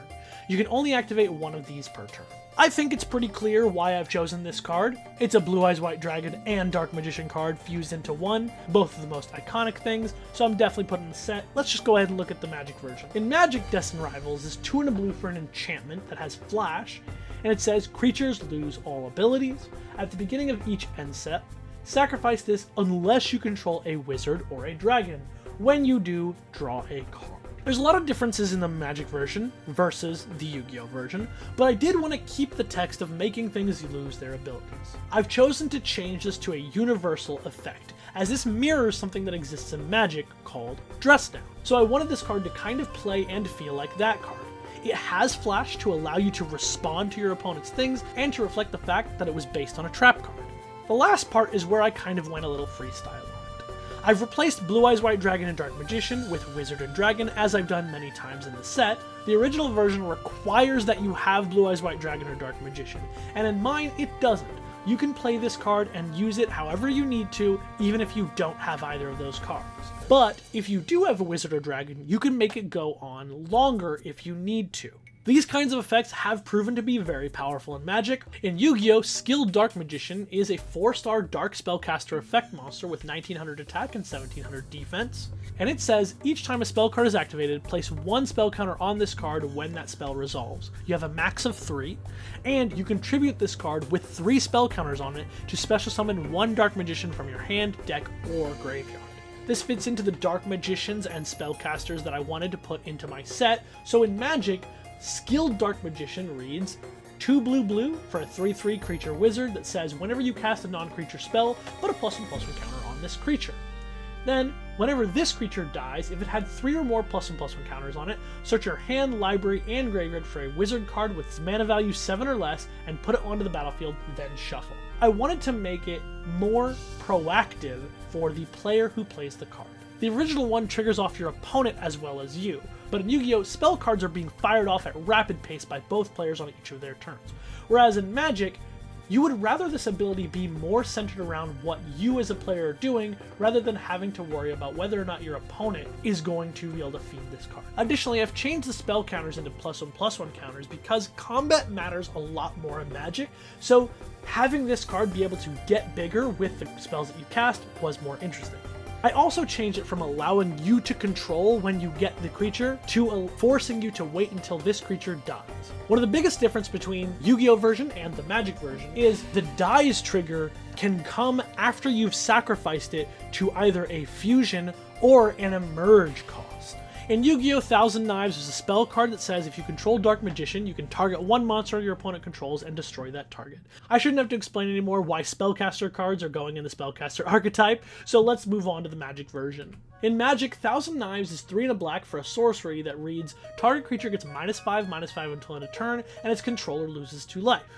Now, this spell costs 3 less to cast if you control a wizard. This is a pretty simple removal spell that I wanted to be able to just fit into the set overall. It's not the strongest thing out there, and it is a sorcery to reflect the fact that the original version could also only be played on your main phase. Instead of requiring you to have Dark Magician or a wizard in play, this card is just a lot better if you do.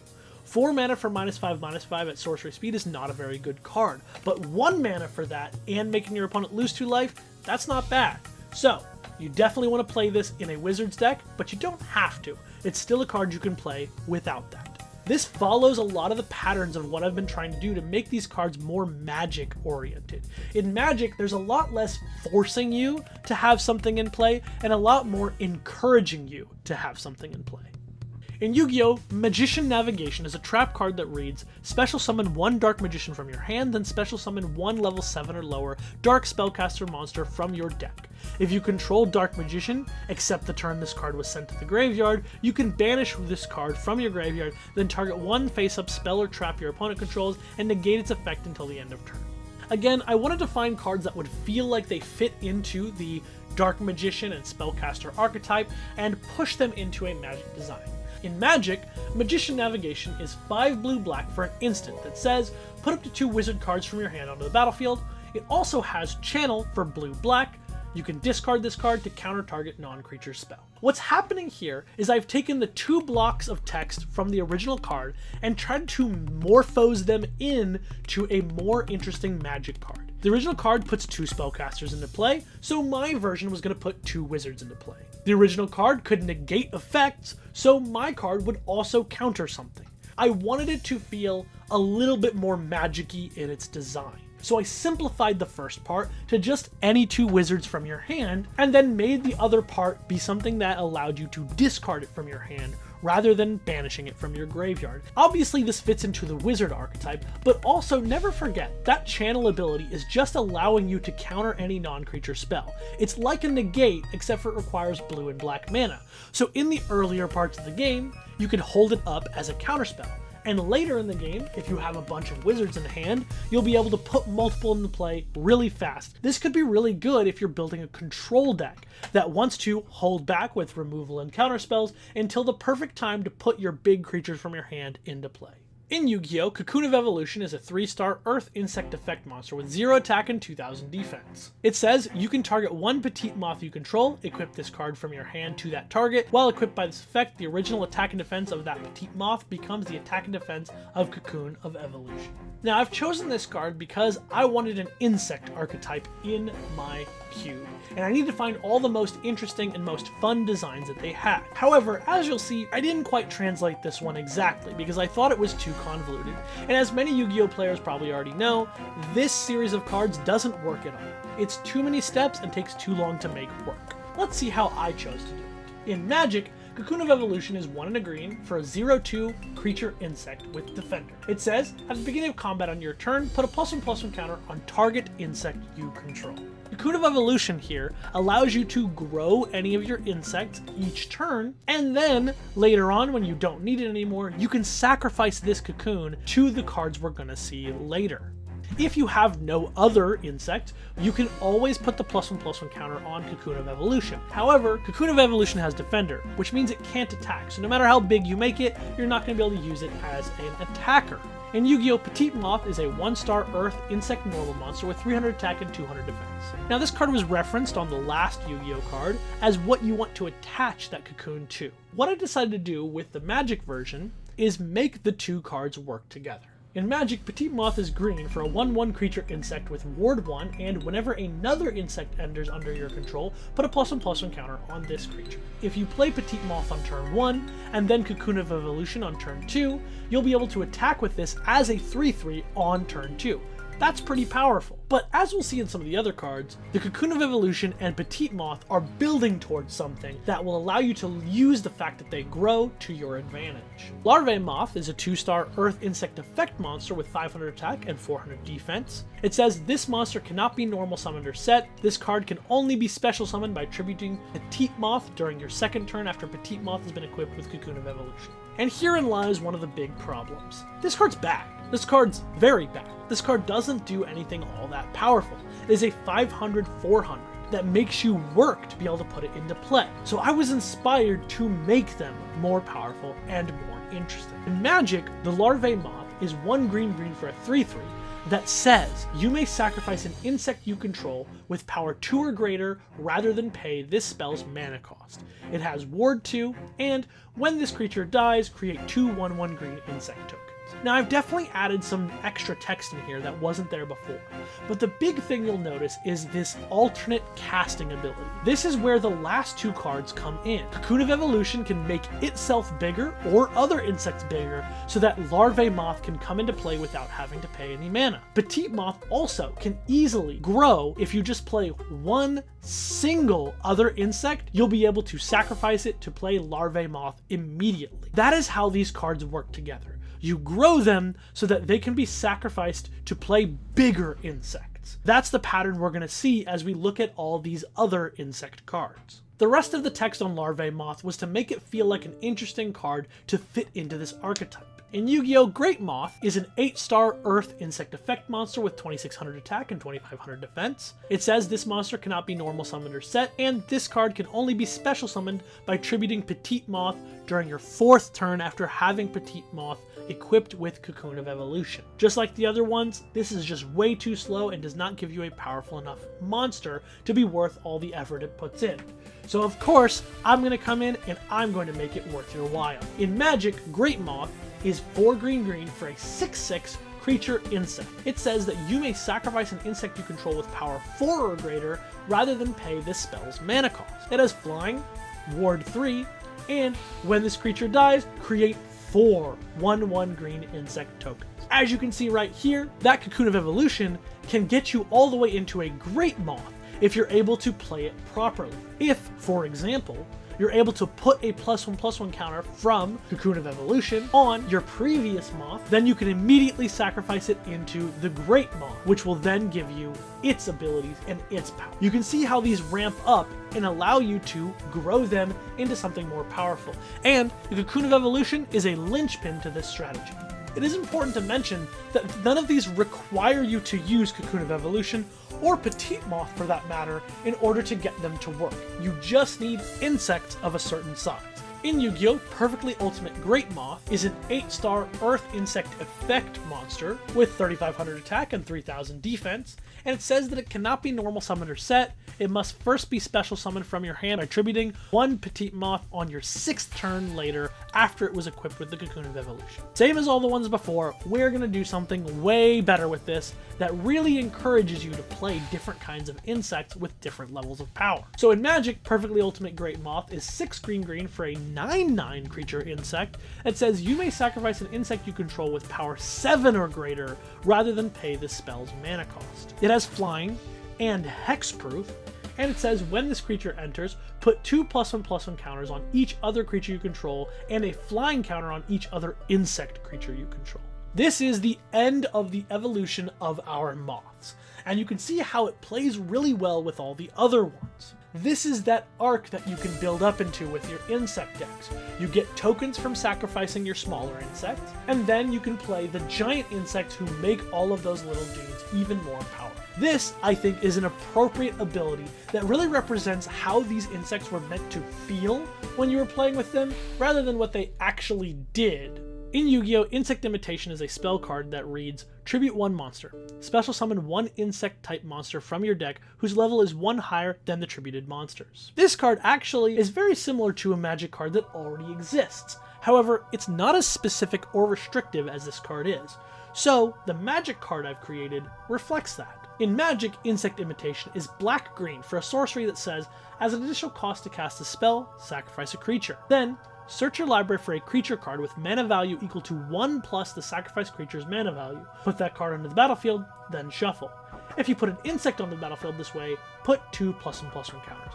Now this reflects a card called Neoform, which is a very similar effect, except for it just puts 1 counter on it no matter what, and it's blue and green. What I've decided to do here is to create a similar card to Neoform, except encourage you to use an insect, so it'll allow you to sacrifice your insects like we've been talking about before to get better insects and make them even bigger with those counters. For example, if I use Insect Imitation to sacrifice one of my early insects and put 2 +1/+1 counters on the one that I get, that might make it big enough immediately to sacrifice for one of my greater moths. In Yu-Gi-Oh!, Decayed Commander is a 4-star Earth Zombie effect monster with 1,000 attack and 1,500 defense. It says when this card is normal summon, you can special summon 1 Zombie Tiger from your hand. If this card inflicts battle damage to your opponent by direct attack, discard 1 random card from their hand. Now this is the start of a zombie archetype in this draft format. So this seemed like a really interesting and fun type of card to add into this archetype. In Magic, Decayed Commander is 2 white-black for a 3/3 creature zombie warrior. It says when this creature enters, you may put a zombie card with mana value 3 or less from your hand onto the battlefield. And whenever this creature deals combat damage to a player, that player discards a card at random. Its first ability is to reflect the Zombie Tiger special summon ability from the original one, but again, I'm trying to make it work with more cards, so I wasn't going to just reference Zombie Tiger. Instead, I was going to let it put any smaller zombie from your hand into play immediately. Otherwise, it does have almost exactly the same ability for the second part of its text. This builds into what the zombie archetype is doing. It wants to make your opponent discard cards and reanimate zombies from the graveyard or put them into play from your hand. In Yu-Gi-Oh! Return Zombie is a 4-star dark zombie effect monster with 1,000 attack and 1,600 defense that says during your standby phase you can pay 500 life points to add this card from your graveyard to your hand. You must have no cards in your hand to activate and resolve this effect. Now I thought this is a pretty cool effect when I was reading through the zombie options in Yu-Gi-Oh! And I thought it was a cool idea to have a card that could be put into your graveyard and brought back to your hand anytime you needed it to, especially when looking at the other zombie effects that I was going to be building it to. So in Magic, Return Zombie is white-black for a 2/3 creature zombie with Death Touch, and at the beginning of your upkeep, you may pay 1 life. If you do, return this card from your graveyard to your hand. It doesn't require that you have no cards in hand. A lot of the cards were going to be a little bit more powerful than the average Magic card. This is to keep up with the fact that I was going to be putting in some of the greatest of all time Yu-Gi-Oh! Cards. And if I'm going to translate those in, I need the other cards to be able to keep up. So I chose to allow you to do this every upkeep as long as it's in your graveyard. You are having to pay life, and in Magic, you're going to be having to pay mana to put this into play. So I thought that that was a fair trade-off. I also gave it Death Touch as a way to make it a super powerful and scary blocker. Now you might think that this is too powerful, and if you do, totally understand. One of the things I considered with this card to keep it more in balance was giving it the ability Return Zombie Cannot Block. If you think this is more reasonable, I might add that onto the card. In Yu-Gi-Oh! Zombie World is a field spell card that says all monsters on the field and in graveyards become zombie monsters. Neither player can tribute summon monsters except zombie monsters. This, yet again, is going to be a land in Magic to fill out all the colors that I needed, but I did want to make sure that if I was going to turn Zombie World into a land, that it would work in my black-white zombie archetype. So in Magic, Zombie World is a land that enters tapped. It can tap for white or black, and it has 3 white-black, tap, sacrifice this land, and return target zombie card from your graveyard to the battlefield. This is extremely straightforward. It's just a land that can reanimate a zombie. Pretty powerful, all things considered, but it can't get any other creature back from your graveyard. So be aware, this only works if you have a zombie that you want to target. Particularly a big one. In Yu-Gi-Oh! Mizuki is a 4-star Earth zombie effect monster that has 1700 attack and 800 defense. It says that you can banish this card from your graveyard, then target 1 zombie monster in your graveyard and special summon it. I looked at this effect and thought, wow, that seems really powerful. Of course, Yu-Gi-Oh! Is a different kind of game, a different kind of beast, and has all sorts of different things going on that I am not used to. I thought, hey, I cannot pass up an effect like this that really fits perfectly in the kind of zombie archetype I wanted to make. So in Magic, Mizuki is 4 white for a 6/2 creature zombie horse that has affinity for zombies, and 3 white, exile this card from your graveyard, and return another target zombie card from your graveyard to the battlefield. First thing you might notice is, whoa, this is mono white. What the heck, a mono white zombie? First of all, actually that's really common. In Magic, white is the other color that zombies typically can be. Zombies can be blue, black, or white, and depending on the set and plane in Magic, they're going to be white-black or blue-black. I've chosen in this set to make them white-black. So, I can have mono white zombies and have it still make sense. As for the affinity, I thought it would be interesting to make this card bigger and cost more, but if you go wide and have a lot of zombies, it's cheaper to put into play. I also made sure that it had high attack and low defense, similar to the original Yu-Gi-Oh! Version, but that also means in Magic it's easy to kill, which is totally fine because this Mizuki card wants to be in your graveyard anyway, so you might as well sometimes just discard it in order to be able to have the effect to reanimate another zombie from your graveyard.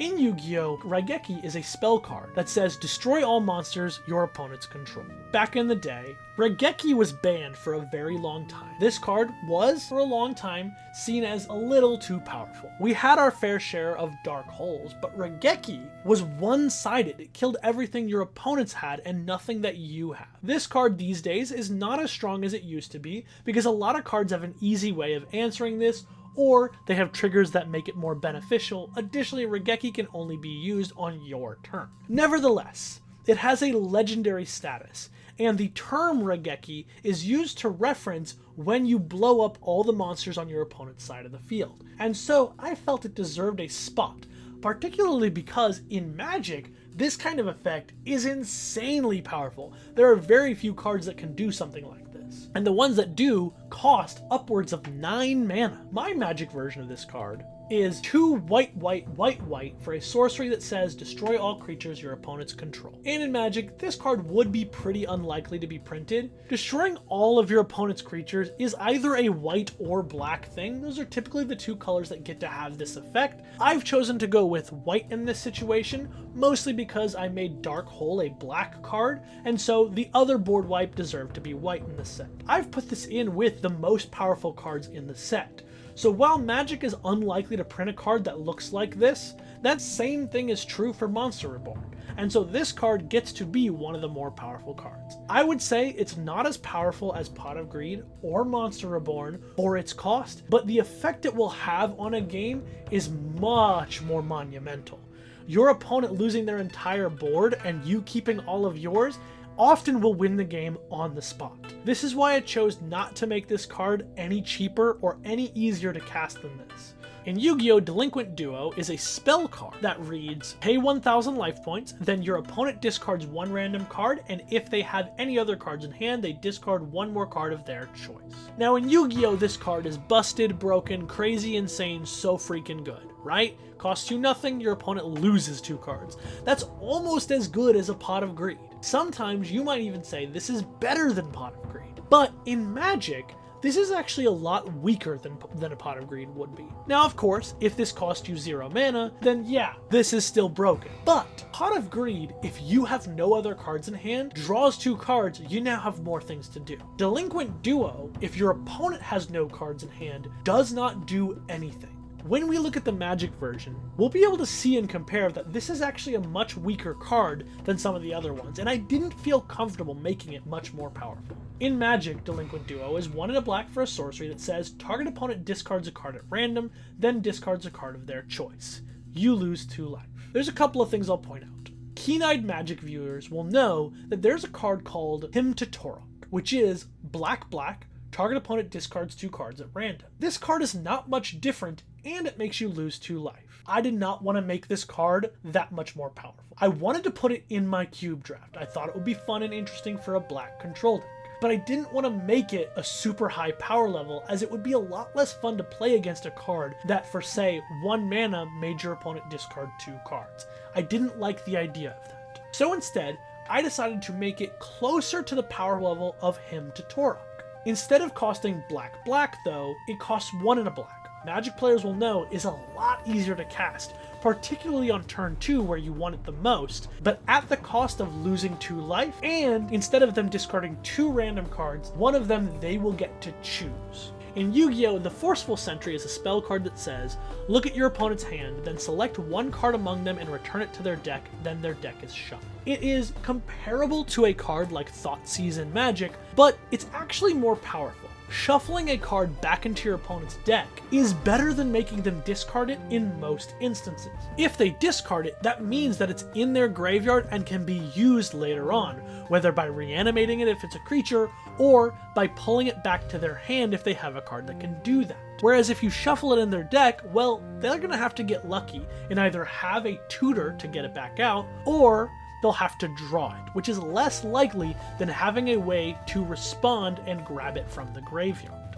In Magic, the Forceful Sentry is blue for a sorcery that says, target player reveals their hand. You choose a non-land card from it, and that player shuffles that card into their library. This is what I would call the blue Thoughtseize. I've chosen to make it blue to differentiate it from a normal Thoughtseize effect. Since the effect shuffles the card into their deck, this is actually something similar to some blue cards we've seen in the past, namely Vendilion Click. This is still a very high pick card.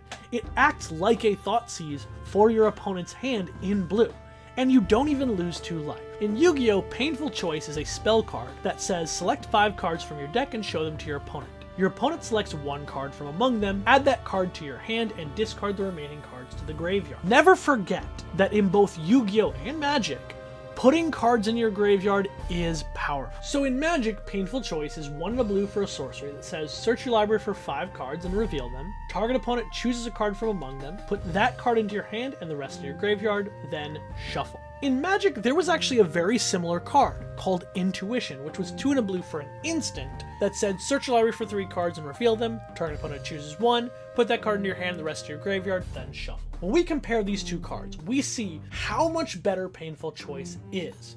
Yes, Painful Choice is a sorcery, but Intuition costs 1 more mana and only saw 3 cards, and that card was still crazy good. The key thing here, both of them also put the non-chosen cards into your graveyard, which means you can put cards in this list that have abilities that work from your graveyard, and we've already seen a couple of those. In Yu-Gi-Oh! Snatch Steal is an equip spell card that says equip only to a monster your opponent controls, take control of the monster, and during each of your opponent's standby phases, they gain 1,000 life points. Letting your opponent gain 1,000 life points is really not that good, so a card like this that just takes a monster with very little downside is very powerful. You can use that monster to tribute summon, and you can still just attack with that monster. So in Magic, I turned it into blue for an enchantment aura, enchant creature, you control enchanted creature. At the beginning of each opponent's upkeep, that player gains 3 life. Now in Magic, a card that steals another creature for 4 mana is pretty good. This card only costs 2. Of course, it does still have the drawback of letting your opponent gain life, but as I've mentioned, that's not that big of a drawback. And so, this card still remains as one of those cards that when you see it in a pack, it'll be very exciting to easily pick it, snap it up, and put it into your deck. And as a reminder, that creature that you steal, you will be able to use for your emerge costs, for your fusion costs, or for any other cost that allows you to sacrifice a creature. Oh, okay, I'll give you a little bit more of a taste, okay? Here, the one and only Exodia. Of course we had to have Exodia in this set. Come on, what were you thinking? We've got all 5 pieces right here. If you've got all 5 of them in your hand, you reveal them and you win the game, right?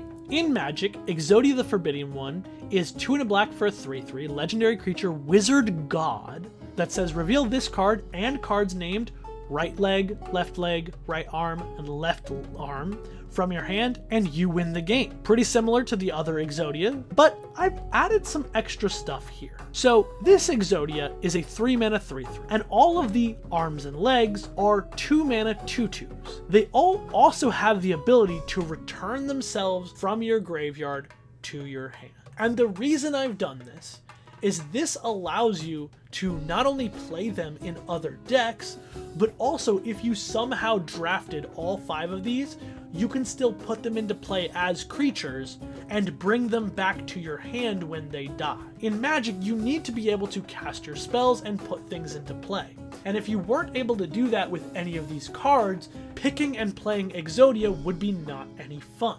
These cards need to be cards that you can pick without guaranteeing that you get all 5 of them. These are good for other archetypes where you sacrifice your own creatures. They're also all wizards, which means they work well with the wizard archetype of putting cards into your graveyard and caring about how many wizards are in your graveyard. It would be the pie in the sky, magical Christmas land dream if you got all 5 in your draft deck, but I wanted to leave it that way. Leave it as something that rarely happens, but when it does is really cool and really fun. Otherwise, these are just 5 pieces that can exist in a black-based wizard deck.